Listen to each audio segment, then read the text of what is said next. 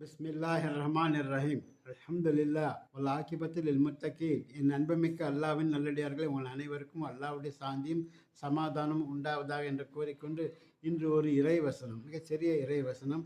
இதை நீங்கள் கண்டிப்பாக தெரிந்து கொள்ள வேண்டும் என்பதற்காக பகிர்கிறேன். என்னவென்றால், இது அல்லாவின் வாக்குறுதியாகும். அல்லாவின் தனது வாக்குறுதிக்கு மாறு செய்ய மாட்டான், எனினும் மனிதர் பெரும்பானோர் இதை அறிய மாட்டார்கள் என்பதாக கூறுகிறார். அதாவது வாதல்லாஹி ஹக்கு அதல்லாஹி லா யுஹல்லிஃபுல்லா வாதஹு வலாக்கின் அக்ஸர் நாஸ் லா யஅலமூன் என்று அல்லாஹ் கூறுகிறார்.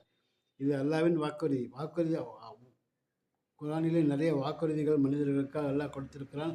அந்த வாக்குறுதி எதையும் அல்லாஹ் மீற மாட்டான், மாறு செய்ய மாட்டான் என்பதை நீங்கள் நிறைய நம்ப வேண்டும். ஒரு சிலர் பெரும்பாலும் இதை அறிய மாட்டார்கள் என்று அல்லாஹ் கூறுகிறார். எனவே தான் நீங்கள் அறிந்து கொள்ள வேண்டும் என்ற நோக்கத்திலே இந்த வசனத்தை உங்களுக்கு பகிர்கிறேன். எனவே அல்லாஹ் வாக்குறுதிக்கு என்றும் மாறு செய்ய மாட்டான். சொன்னது தான். எனவே நீங்கள் மிகவும் தைரியமாக அல்லாஹ்வுடைய வாக்குறுதியை நம்பி நீங்கள் நல்ல அமல்களை செய்து வாருங்கள். அது மட்டுமல்ல, இதுக்கு இதற்கு முன்னும் இதற்கு பின்னும் இந்த குரானிலே அளவுக்கு அதிகமான வாக்குறுதிகள் அல்லாஹ் கொடுத்திருக்கிறான். அவைகளை நிச்சயம் நிறைவேற்றுவான்.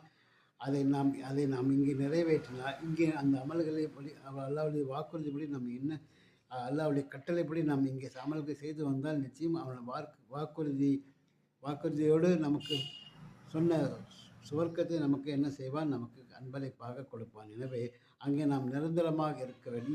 இங்கே இருக்கும் சுகங்கள்லாம் அற்ப விஷயம். கூடிய விரைவில் இவைகள் அனைத்தும் அழிந்து போய்விடும்.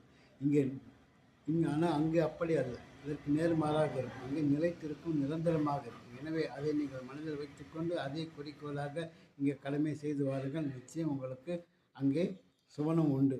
அந்த சுவனத்தில் நீங்கள் சிறிதும் கற்பனை கூட செய்து பார்த்திருக்க மாட்டீர்கள். அதுபோலவே நரகமும் அப்படித்தான். அதை நாம் கற்பனையில் கூட பார்த்திருக்க முடியும், அவ்வளோ மோசமாக இருக்கும். எனவே அதற்காக நாம் என்ன செய்யக்கூடாது, பாடுபடக்கூடாது என்று கேட்டுக்கொண்டு வாய்ப்புக்கு நன்றி கூறி விடைபெற்றுக் கொள்கிறோம். வாஹர்தாவான அல்ஹம்துலில்லாஹி ரப்பில் ஆலமீன். அஸ்ஸலாமு அலைக்கும் வரஹ்மத்துல்லாஹி தஆலா வபரகாத்துஹு.